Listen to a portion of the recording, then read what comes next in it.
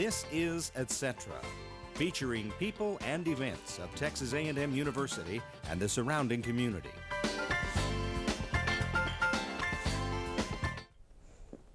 Hello and welcome to Etc. My name is Alex Lotz.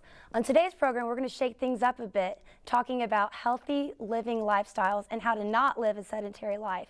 Now let's meet our first guest, Tom Ketter with Texas A&M Rec. Now, Tom, tell me, what exactly do you do at the Rec Center? I am the graduate assistant for strength conditioning and personal training here at Texas A&M. Very interesting. Now, how did you decide you want to get into this? Well, I've always had a love for fitness. I've always had a love for helping other people and training and stuff like that. And I had the opportunity to come down here and work as a graduate assistant and oversee the personal training staff and get to know all of them over there at the department and get into the sport physiology degree here and start learning more and more as much as I can really about strength conditioning. What exactly do you do in sports physiology? In sports physiology, you learn how to train an athlete. You learn much more in-depth version of what you would in an undergraduate level. So it's a higher education for someone looking to train athletes or someone looking for training, individuals like personal training and stuff like that. It's just a higher education basis for those individuals. Very nice. Now, I know athletes have a very strict diet, and why is it important to have such a healthy lifestyle and eat right and work out? Well, without the diet, then the training goes by the wayside. Diet is the majority of anybody's ability to get better.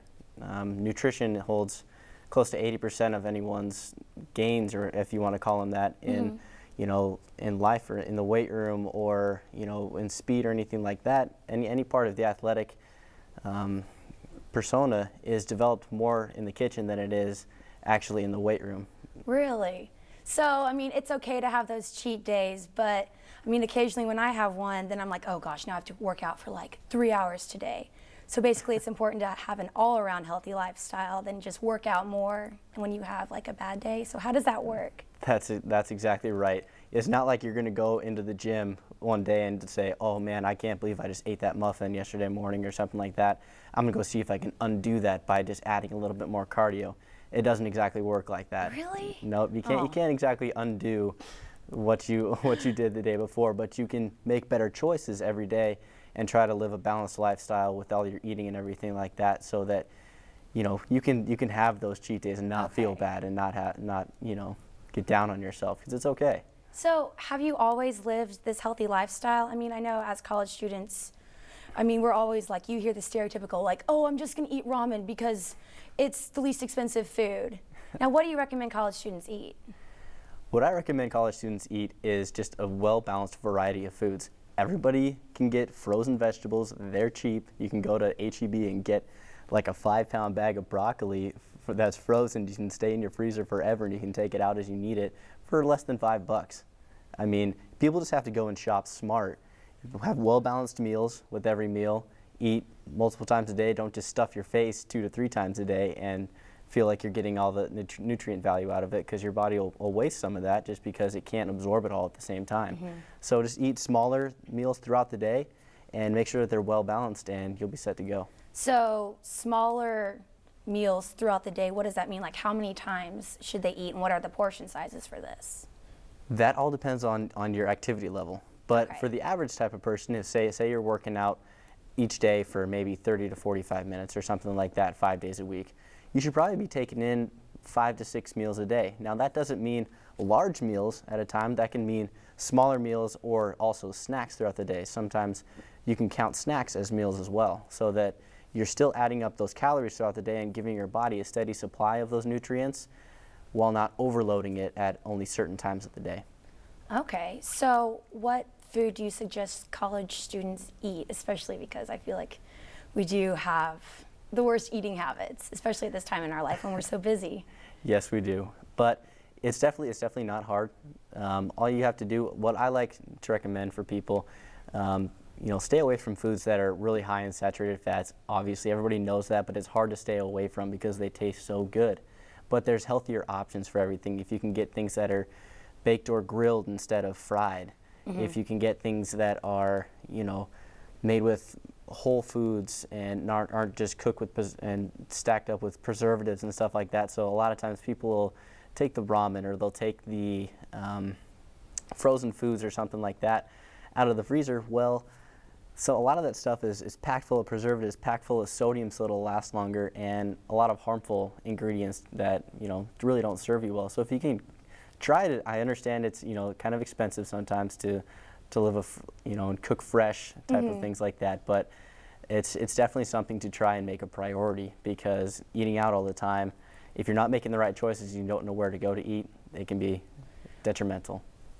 Okay, you just mentioned if you don't know where to go to eat, where do you suggest has some healthy eating places here around Bryan College Station? One of the places I like is the Ganges Grill, that Mongolian grill, because you can go and you can choose all the different types of things that you want. They have all the different sorts of fish, meats, they have all the different vegetables that you want, they have all different sauces, whether they're low sodium or not, and they tell you what's in every single one of them. So you can go there, you can get healthier versions at places like Chipotle or Freebirds or anything like that. You just have to be cognizant of what you're ordering. If you're ordering, you know, French fries and, you know, a hamburger or something like that, it's probably not the best choice. Now, if there's something else on the menu that's maybe chicken or, you know, vegetables, steamed vegetables or something like that, then that's definitely a better route to go.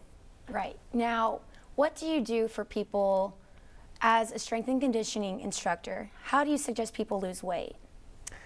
First of all, I try to find out how many calories they're expending about per day, and I just give them recommendations on, okay, here's, for diet purposes, here's how many calories a day I want you to try and stay around. Okay, I'm not prescribing you anything, I just want you to see if you can stay around this area so that we can curb everything else with our exercise. And then you have to make sure that you're not going into too much exercise, because we don't want to, you know, number one, injure them or anything like that, overtrain them.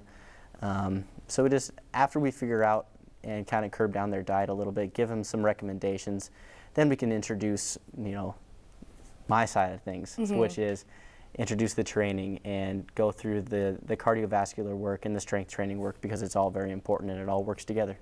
Right. And how does yo-yo dieting affect the human body? Oh, geez. You look very upset. I just asked that. A little bit. Just yo-yo dieting, a lot of people, you know, they think, okay, I'm just going to go low carb for a little bit, or I'm going to follow this certain diet for a little while, and sure, you're going to get results fast. You're probably going to get results you wanted. Okay, yeah, sweet, I just lost 15 pounds in the past month. This is awesome. But you're not going to be able to keep that off, because that's most of the time not a lifestyle anybody's willing to live for long term.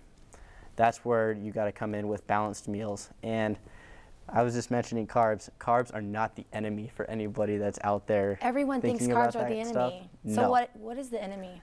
Is it sugar? Yeah, simple sugar. Simple sugar. Because your body What is needs simple sugar. sugar? Your body needs carbs. Carbs are sugars. You know, that's what your body needs. Okay. So how do you explain things like the Atkins diet?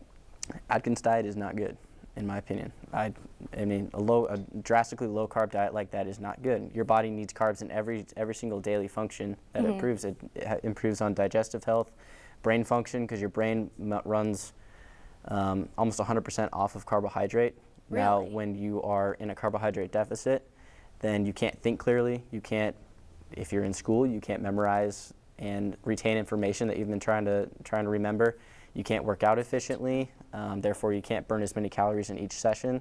So it can go to your detriment a lot. So that's why you just need to curb the amounts of things you're eating and not just cut out one key macronutrient, which is carbohydrate. You need to keep the carbs, the proteins, and the fats all in balance with one another.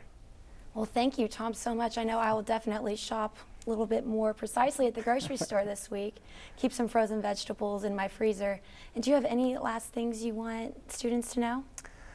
Yeah, if you are trying to figure out, you know, how often should I work out? How, you know, what's a good starting point for someone? You can either come into the campus rec center and talk to myself personally, or any one of our personal trainers there and get information, or you can go online to the American College of Sports Medicine, acsm.org, and they have all of the recommendations for beginners, intermediates, and advanced, how often you should do your cardiovascular training and stuff like that, and strength training per week, just so that you don't go out there and hurt yourself, and you can kind of work your way into a more healthy lifestyle. Right. Tom, thank you so much for joining us today. We'll be right back on etc.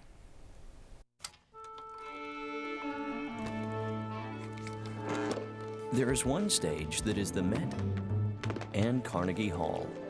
It is the Kennedy Center and a club in Austin. It is closer than any seat in the house, no matter where you call home. PBS, the great American stage that fits in every living room. Supporting your PBS station brings the arts home. Welcome back to etc. We are now joined with Jason Siptak, who is a Zumba instructor at the Aggieland Fitness Dome here in College Station. Jason, thank you so much for coming with us today. Oh, no problem. It's quite fun, quite fun. Good. Well, okay, for our viewers at home who don't know what Zumba is, can you explain to them? Yeah, definitely. Zumba essentially is a really good opportunity to work out, and it's based off of the influence of Latin music.